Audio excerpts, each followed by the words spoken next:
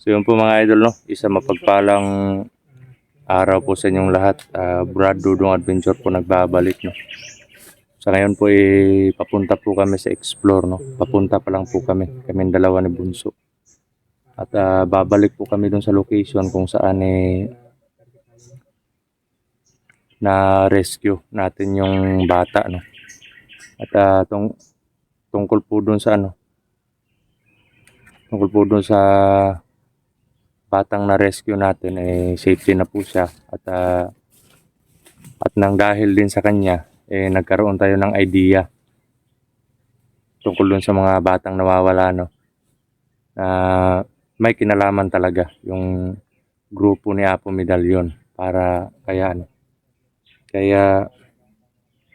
tungkol dun sa mga nangyayari na mga kidnapping, gano'n. So, ginagawa nilang alay yung mga bata para lang lubos siyang gumaling, no? At gagawin po namin lahat habang hindi pa po kumikilos yung kaibigan natin para doon sa ritual kay hindi pa kasi siya makakilos ngayon. May gagawin pong ritual yung kaibigan natin. At ngayon may po tayo, may kasama po kami ngayon. Yung gabay ko, unang-una yung Panginoon, no? Kasama po natin palagi. At yung gabay ko, tsaka may may kasama tayong diwata, no? So hindi nyo man sila nakikita sa sa video. Importante na alam nyo na hindi lang kaming dalawa ni Bunso ngayon, kundi andyan din yung palagi yung Panginoon at yung dalawang kaibigan natin, no? So diwata tsaka gabay ko po yan noon pa, no? At siya din po yung nagbibigay ng yang gabay ko po. Yan din po yung nagbibigay or nagtuturo kung saan ko makikita yung mga mutya, ganun. At yung diwata na yan po yung nagbibigay ng mga mutya sa akin noon sa ilog, no? So nagpapasalamat tayo na andito sila ngayon or nakagabay sila sa atin para sa exploration. At yung gabay ko noon sumanib sa akin yan noon nung time na mananabas versus mananabas yung digmaan noon. Sumanib sa akin yan yung sa panahon na kagipitan na. At yun, kumbaga siya yung kumontrol sa katawan ko. Naging patas lang yung laban noon kasi malalakas din yung mga masasamang mananabas. Kumbaga sa mananabas sa kabilang grupo, no? So ngayon, medyo malayo pa po kami sa location, no? Dito pa kami sa daanan papunta doon. So, yun. May mga baon naman po kami, konti. At yung baril mo, dala mo? Nandito sa bro. Binalot ko ng ang damit ko. Yan, si Bunso lang po muna yung may dalang baril ngayon. Kasi, kahit andito po yung gabay natin ngayon, naka sa atin, nakabantay. Yung gabay ko, kadalasan mula nung pag labas ko sa mananabas, yung naging hunter na ako, kadalasan sa panaginip na lang siya nakikipag-usap sa akin. Pero ngayon, muli niya akong ginabayan. Kumbaga, wala siya sa tirahan niya, kundi andito lang sa tabi ko, no? hindi man siya makita sa camera, at least na alam niyo po na may gabay tayo kasama. Pero kahit sila, hindi natin sila nakikita, importante pa rin sa kanila yung presensya ng Panginoon na palaging nakabigay protection sa atin. So, pag ano man yung magiging resulta ng mission na to, wala kaming ibang gagawin kundi lumaban. At yung point namin ay makasagip ng buhay at tapusin yung mga masasamang loob, lalo na yung grupo ni Apo Medallion. Dahil hindi pwede na mabawi ni Apo Medallion nung lakas niya. Baka mas tumindi pa yung kasamaan niya. So, yun mga idol. Samahan niyo po kami at ilang lang yung baon natin. Sa ano lang to bro. Sa palagi ko lang kakayanin ito sa mga 2 araw ganun. 2 araw yung baon. May baon po kami. 2 araw yan. Tubig, yung mga biskwit. Hindi kami nakakapagbaon ng pagkain, yung bigas, yung tinatawag na kanin. Yung beef loaf lang bro. Yung beef. Kasi pwede naman natin kainin na. Okay lang sana kung may pambili talaga tayo para makadala tayo ng mga ganun. Pero di bale.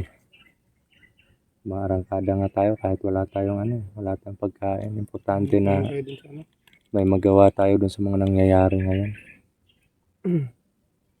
Kasi panigurado bro hindi lang isang bata yung kinuha nila. Oo nga matagal nang nawawala ng mga bata, hindi na nakikita. Yung iba nga nakikita lang sa ilog, nakalutang na lang, wala nang buhay. Tsaka sobrang puti na, parang wala na talagang buhay, putla na. So, dapat mas higpitan pa natin yung pagbabantay sa mga anak natin. Para po sa awareness ng mga magulang, wag po nating hayaan na gumala kung saan yung mga anak natin. Kailangan po iba yung pag-iingat talaga yung gagawin natin, kasi alam naman po natin na nagsisikap tayo, may mga pangarap tayo, hindi lang para sa atin, kundi especially para sa pamilya natin, mga anak, ganon, para sa kinabukasan nila, kaya kumakayod po tayo, no? Tsaka yung tsaka yung 'di ba kahapon pumunta tayo sa paralan. Sobrang rami ng mga bata na naglalakad lang pauwi. Oo nga kahapon kaming 2 ni Dodo yung sumundo kay kay Princess tsaka kay Nathan.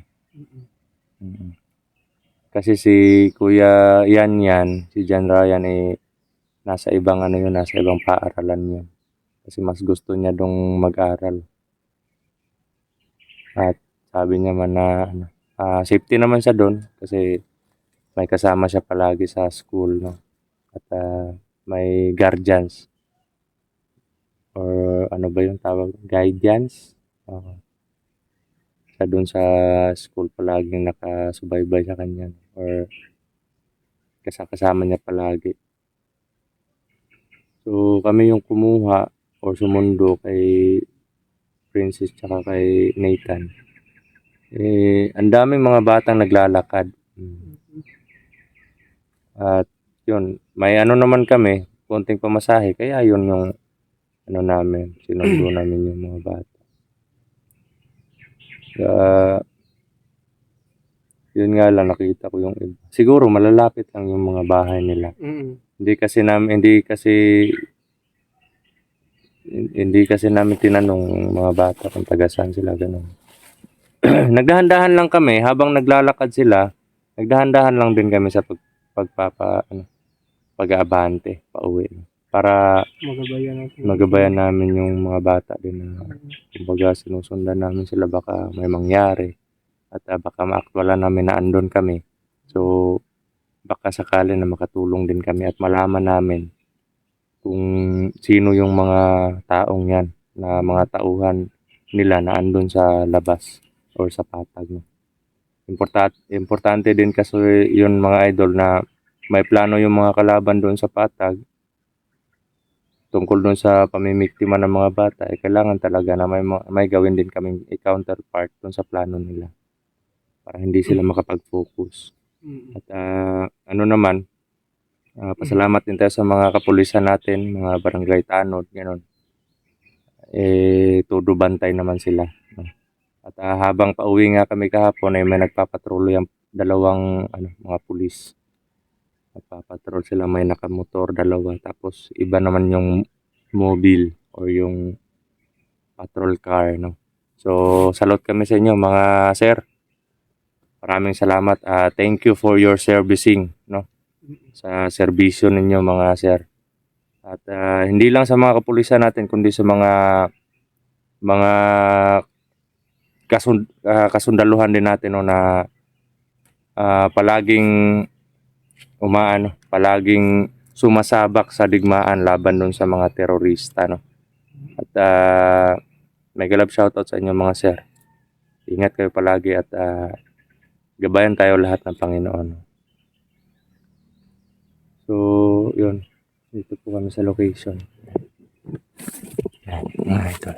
Papunta kami doon. Doon kami dadaan. No. Sana nga lang ano man yung kakahinat na ng mission na to.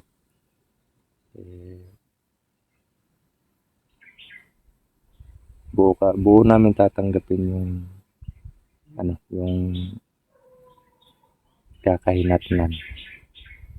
Kasi desisyon namin to na explore, desisyon namin na makatulong or tumulong.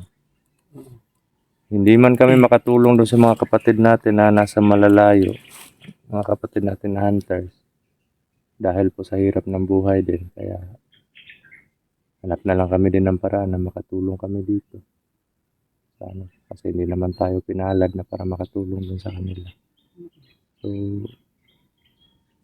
at least na may ginagawa din tayo sa mga nangyayari dito ngayon, mga idol. Sana po pagdasal nyo po kami palagi mga idol. No? Mamaya bro, daanan lang natin yung bro, yung isang entrance bro. Yung doon sila dumadaan pag may kinukuha silang bata. Doon na lang tayo didiretso. Baka may mabutan pa tayo doon. At pasalamat din ako sa gabay ko at saka sa diwata na kaibigan natin na dinagdagan nila yung proteksyon namin dalawa ni Dudoy, yung mga abilidad yan. At dahan-dahan na pong nanonumbalik yung dating ako, no. So maraming salamat din sa kanila at lalong-lalo na siyempre sa Panginoon sa binigay niyang instrumento para po makatulong sa atin, no. Kasi yun nga yung sinasabi ko, hindi man directly na maiabot ng Panginoon sa atin yung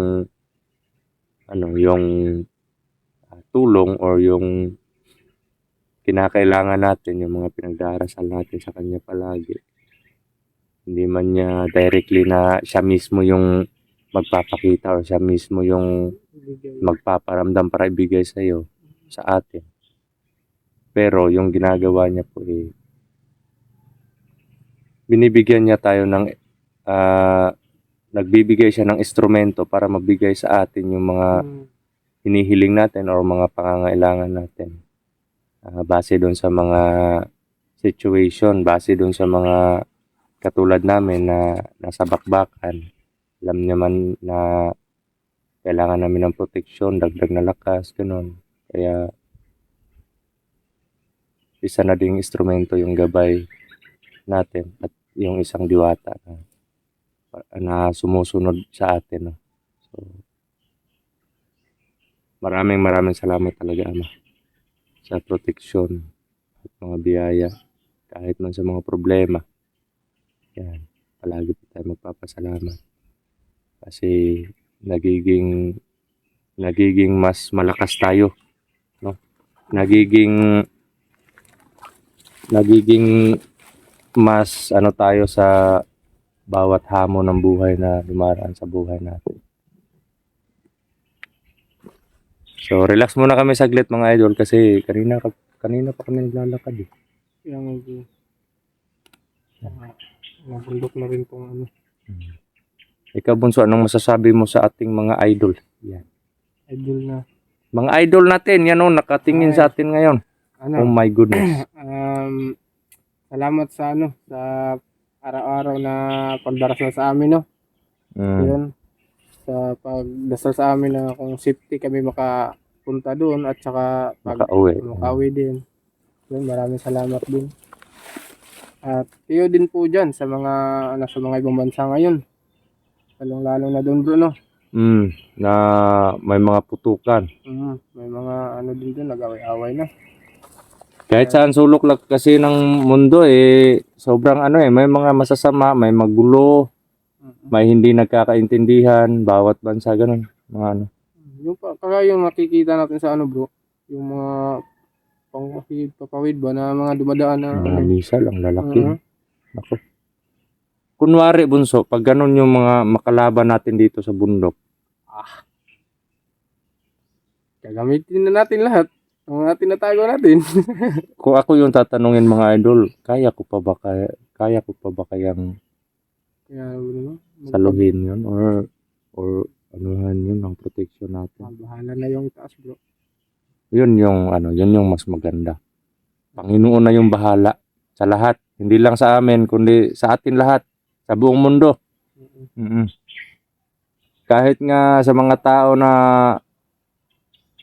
siyempre hindi naman natin may tatanggi na may mga tao din nakakalimot na sa Panginoon. No? Lalong-lalo na yung sa ano bro, yung mga basis sa trabaho bro. Hindi naman ano. May mga tao lang talaga, may mga tao lang na nakakalimot na sa Panginoon dahil dun sa mga kasamaan katulad nga ng mga kalaban natin. Oo. May mga busy din sa trabaho pero palagi pa rin silang nagdarasal, ganito, ganyan. May mga may mga wala nga sa katinuan pero alam nila kung alam nilang marunong silang tawagin yung Panginoon para lang masurvive nila yung buhay kung ano man sila ngayon. At katulad natin. Pero yung mga kalaban natin po, parang hindi na nila kilala. Nagdarasal man sila Bunso pero iba nga yung Panginoon nila. Iba nga lang. Yun nga yung sinasabi ko. Nasa stage na sila ng pagiging sakim. Gusto nilang malamangan yung Panginoon sa kapangyarihan. Ganun. Iba na yung sinasamba nila ba? Mga antichrist na yun. So, yun. Laban lang tayo mga idol, no? At hanggang sa huli, hanggang matapos, hindi po kami titigil. At simula po ngayon, promise po namin, papangako po namin na di bali nang makita ng mga kalaban yung mga location namin, basta maka-upload lang kami ng video, no? Para updated din kayo sa mga nangyayari sa aming mission. So, yun. Mega love shoutout po sa inyong lahat. At mag-iingat po kayo palagi. Isang mapagpalang araw at ito po si Brad Dudong Adventure at si Dudoy Adventure ang nagsasabing mahal po namin kayo lahat. Salute po kami. Ano bro, alis na tayo? Tara. Alis na kami mga boy.